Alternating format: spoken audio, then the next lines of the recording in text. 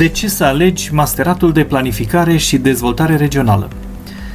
Pentru că acest masterat îți oferă o serie de competențe profesionale și șansa de a profesa într-un domeniu care te ține mereu conectat la prezent pentru a oferi cele mai bune soluții de viitor.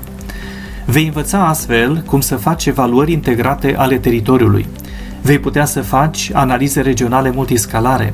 Vei deprinde noi tehnici și procedee specifice de lucru.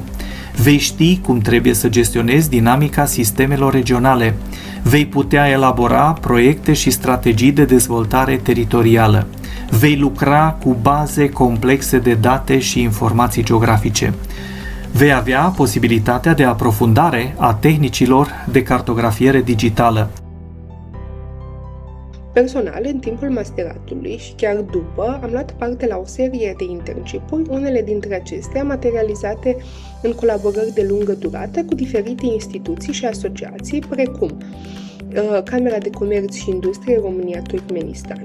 Te poți întreba ce caută un geograf la o Cameră de Comerț și Industrie și o să-ți răspund că un geograf realizează analize de specialitate.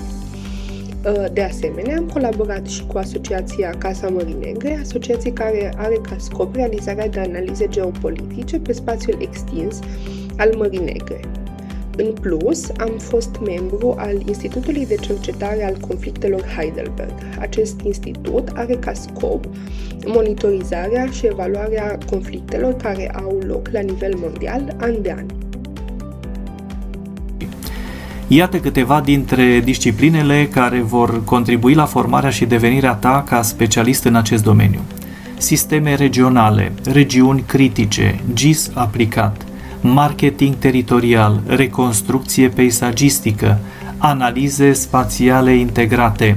Pe lângă acestea, mai trebuie să știi că se va acorda o atenție deosebită și laturii aplicative a pregătirii tale. De exemplu, studenții masteranzi au acum ocazia să efectueze stagii de practică în instituții de profil, primării, consilii județene și să-și aprofundeze tehnicile GIS în abordările regionale. Mi-am dorit să ajung funcționar public pe partea de urbanism. Prin urmare, a trebuit să candidez la concursurile organizate de către instituțiile publice. Domeniile de licență acceptate de către aceste posturi sunt destul de restrânse. Ca și funcționar public pot să spun că pui în practică tot ce înveți la nivel teoretic, atât în timpul facultății cât și la master. Vezi exact cum funcționează legăturile între instituțiile statului și mai ales între instituție și cetățeni sau beneficiari.